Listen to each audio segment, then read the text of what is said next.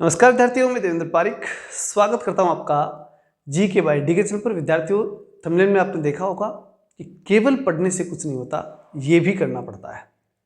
अब इसका मतलब ये है कि जो हम मेहनत करते हैं उस मेहनत के माध्यम से जब हमें सफलता नहीं मिलती है और हम जब ये कहते हैं कि मैंने खूब मेहनत की थी लेकिन फिर भी सफल नहीं हुआ, तो उसके कुछ महत्वपूर्ण कारण होते हैं।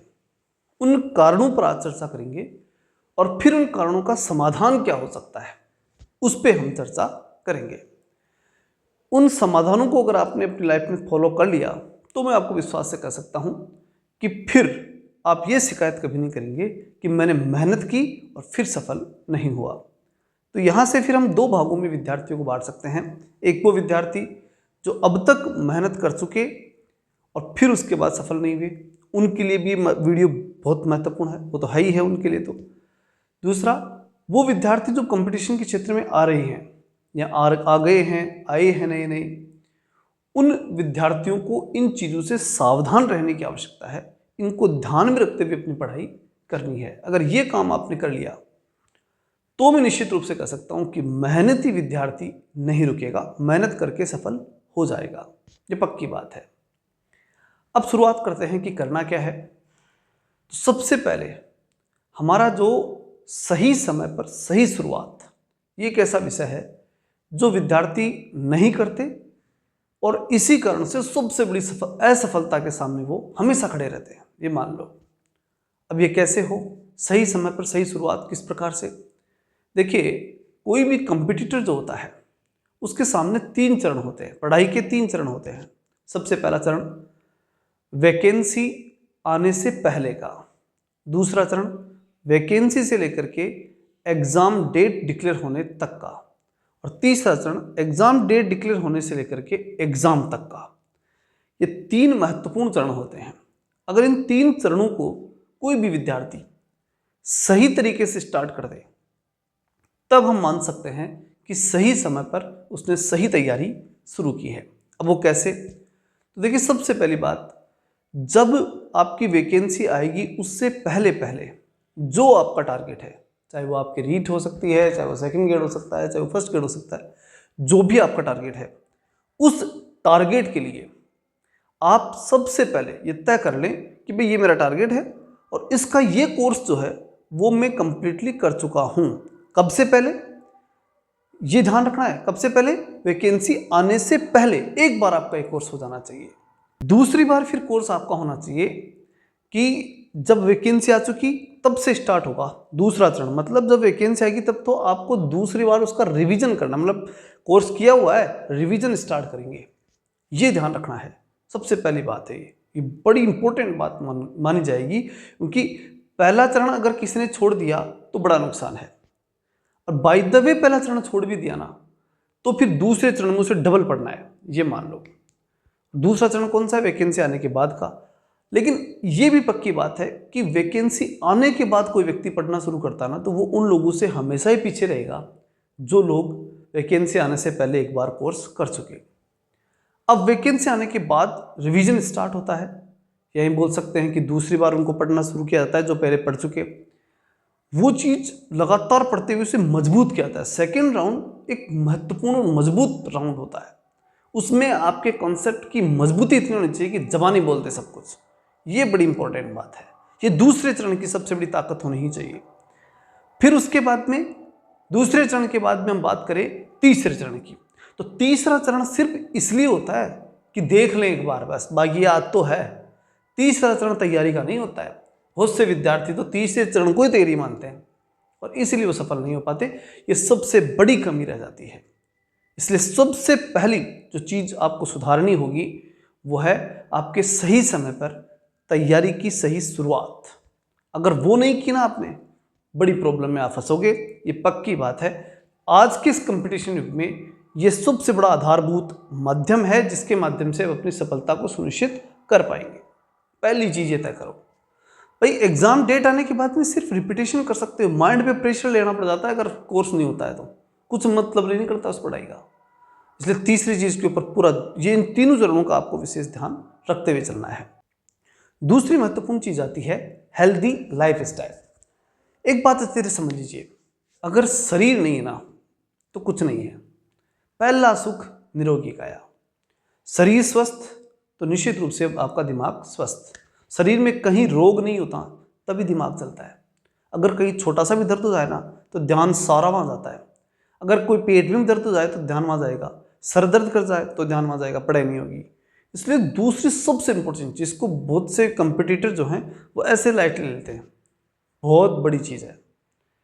इस बात पे आपको कभी भी ऐसा मतलब लापरवाही नहीं बरतनी है, क्योंकि अगर नौकरी लग भी गई ना और अगर शरीर स्वस्थ नहीं रहा तो फिर ज़िंदगी का कोई मतलब नहीं है। फिर वो पैसे भले आ जाए, बाकी लाइफ तो आपकी बर्बाद ही है, पक्की बात समझ लो। कमा तो फिर भी लोगे, कम कमा लोगे, आधे कमा लोगे, लेकिन शरीर अगर नहीं रहा ना तो फिर कोई मतलब नहीं है, क्योंकि शरीर में सब कुछ है। सर जो भी आपका सिस्टम है, चाहे वो माइंड है, चाहे वो आपकी सोच है, चाहे आपको अपना जीवन सुधारना है, किसके लिए? आपके शरीर, आपकी सब कुछ आपके लिए ना। तो वो आप ही नहीं है तो फिर क्या है? कुछ नहीं है। इसलिए लाइफ स्टाइल बड़ी हेल्थी होनी चाहिए। अब हेल्थी लाइफ स्टाइल में दो चीज़ें इंपॉर्टेंट होती हैं। एक, स्वस्थ खाओ।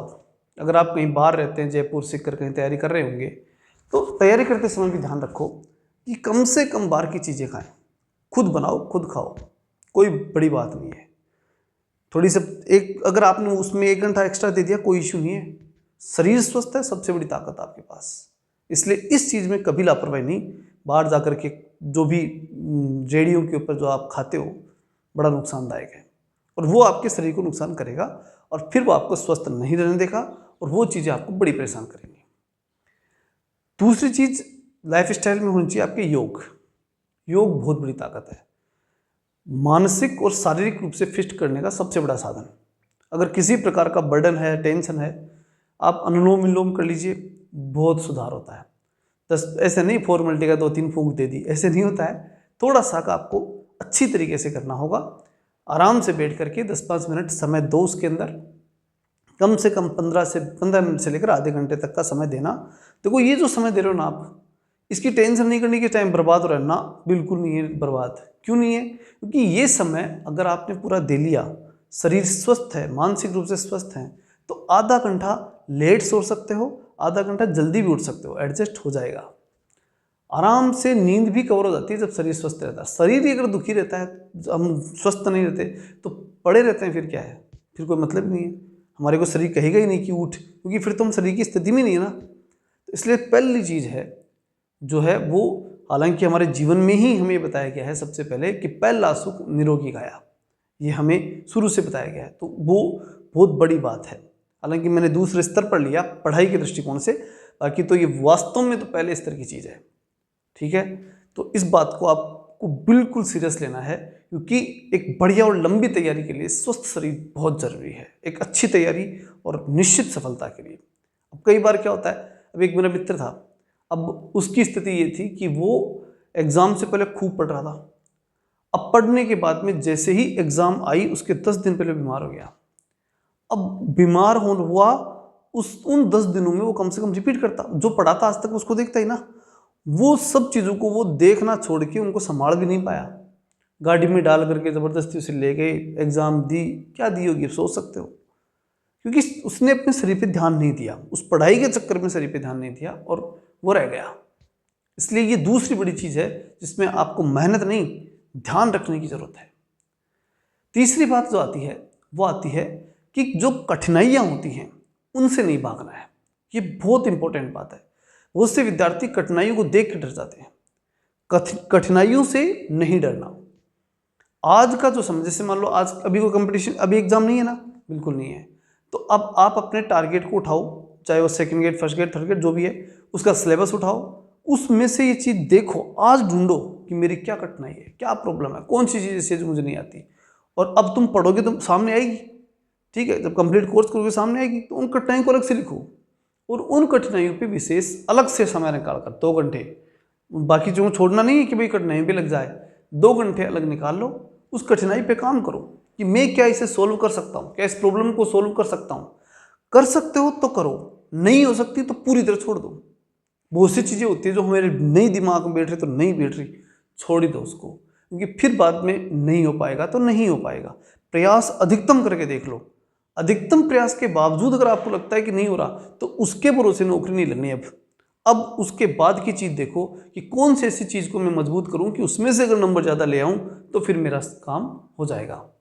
तीसरी महत्वपूर्ण बात आपको ध्यान रखनी है कि कठिनाई से लड़ना है, छोड़ना नहीं है, लेकिन फिर उसके बाद ये देख लेना है कि ये कठिनाई मेरे से काफ़ी हैवी है, मैं इसे विजय प्राप्त नहीं कर सकता, तो उसको छोड़ दो। उस चीज़ के ऊपर ध्यान देना नहीं है, क्योंकि आपका अंतिम लक्ष्य विजय है।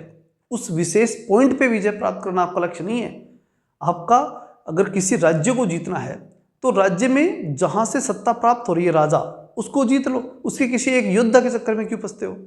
ठीक है, उसके एक योद्धा के चक्कर में अगर आप फंसे रह गए तो फिर तो आप राज्य कभी जीत ही नहीं पाओगे। तो वही बात है इसमें कि भाई अगर आपको विजय प्राप्त करनी है, नौकरी लगने की, तो नौकरी लगनी चाहिए। उसके लिए बाकी पॉइंट तो हैं, उन पे फोकस करो। कुछ पॉइंट अगर नहीं हो रहे तो छोड़ दो उनको, कोई इश्यू नहीं है, उससे कोई फर्क नहीं पड़ा करता। ठीक है, इतने 2 4 5 10 प्रश्न तो आपके वैसे भी गलत तो होने ही है, और उनमें से भी कितनी मेहनत कर लो फिर भी गलत हो जाएंगे, तो क्या फ़ायदा है? उस पर ज़्यादा समय आपको नहीं देना। अगली जो इंपॉर्टेंट बात आती है वो आती है ग्रुप स्टडी। अगर आपके पास, देखो ग्रुप स्टडी का एक फॉर्मूला होता है। फॉर्मूला क्या है? 1 में नींद। अगर ग्रुप नहीं बनाया ना, अकेले रहे तो नींद आएगी। 2 में पढ़ाई। 2 हो तो निश्चित रूप से, क्योंकि दोनों पढ़ने का ही टारगेट लेके बैठे हो तो पढ़ाई करोगे। ठीक। 3 रहोगे तो बात होगी। 3 कभी नहीं बनाना चाहिए। ग्रुप स्टडी 3 में नहीं होती है, क्योंकि 3 में क्या होगी? बातें होंगी। ठीक है ना, कभी कोई बोलेगा, फिर कभी कौन सर, कभी कौन सा, तीसरे की बात खत्म होगी तब तक पहले की फिर आ जाएगी। 3 में बैठ के कभी सेल्फ स्टडी नहीं करनी चाहिए। ग्रुप स्टडी में 3 का फॉर्मूला नहीं चलता है। और 4 में लड़ाई, 4 भी संभव नहीं है। केवल 2 ही विद्यार्थी साथ बैठ के पढ़ सकते हैं, और 2 से कम पढ़ाई संभव नहीं है। लेकिन वो 2 भी पूरे सीरियस पढ़ाई वाले ही होनी चाहिए। अगर वो 2 भी पढ़ाई वाले नहीं है ना, तो दिक्कत है। इस बात को ध्यान रखो। 2 हों लेकिन 2 भी पढ़ाई वाले हों। अगर एक भी आपको लगता है कि ये मेरा साथी इतनी पढ़ाई नहीं करता, तो उसके साथ नहीं जाना। आपको ये देखना है कि मेरे से ज़्यादा पढ़ने वाला है, तो ही उसको साथ में रखना है। ये गलती आपको बिल्कुल भी नहीं करनी कि आपसे कमज़ोर या आपसे जो कम पढ़ने वाला विद्यार्थी, जो नहीं पढ़ना चाहता, ऐसी स्थिति वाला, तो उसको साथ नहीं रखना है। आपको ये देखना पड़ेगा कि या तो मेरे बराबर का हो या फिर मेरे से हाई हो। ठीक है ना, अपना स्वार्थ आपको यहाँ पे देखना पड़ेगा, ये बड़ी बात है। ठीक है ना। अगली सबसे इंपॉर्टेंट चीज़ है रिवीजन। रिवीजन का एक तो तरीका मैंने बता दिया कि भाई जो 3 स्लॉट हैं पूरे उसके अकॉर्डिंग रिवीजन होना चाहिए। वैकेंसी आने से पहले, वैकेंसी से लेकर के एग्ज़ाम डेट घोषित होने तक, वो जो वैकेंसी से एग्ज़ाम डेट घोषित होने तक का समय, वो पूरा रिवीजन का ही होता है, और लास्ट वाला फिर रिवीजन का ही होता है। वो तो है ही है, वो तो बहुत महत्वपूर्ण है। लेकिन कई बार क्या होता है, हम पूरी किताब पढ़ देते हैं, और पूरी किताब पढ़ने के बाद में भी हमें ये नहीं मालूम होता कि इसमें है क्या। उसका कारण ये होता है कि हमने उसको रिवीजन के साथ नहीं पढ़ा।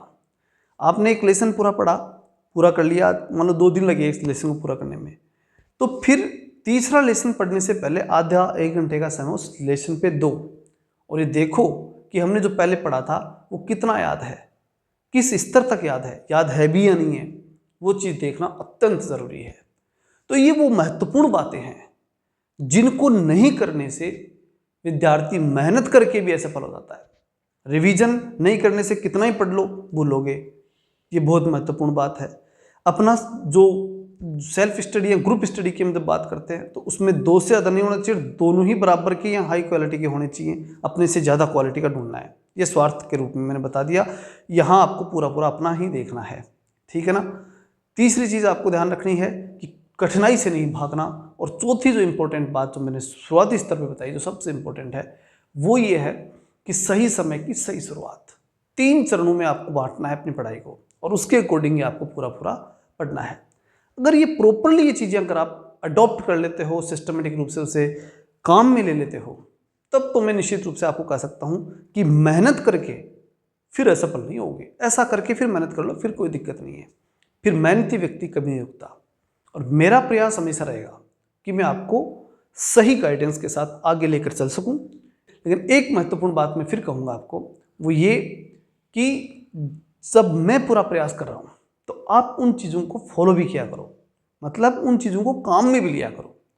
मैं आपको बराबर गाइड कर रहा हूँ, आप उनको यूज ही नहीं कर रहे हो तो फिर उसका कोई लाभ नहीं होता। आप जो चीज़ें मैं रिसर्च करके, मैं माइंड लगा करके कि बच्चों में क्या कमियां हैं क्या नहीं है, जब बच्चों को देखता हूँ उनमें से कमी ढूंढता हूँ, उनका सॉल्यूशन लाता हूँ, फिर आप तक पहुँचाता हूँ। मेरा ये मानना होता है कि आप में भी वो कमियां हो सकती हैं।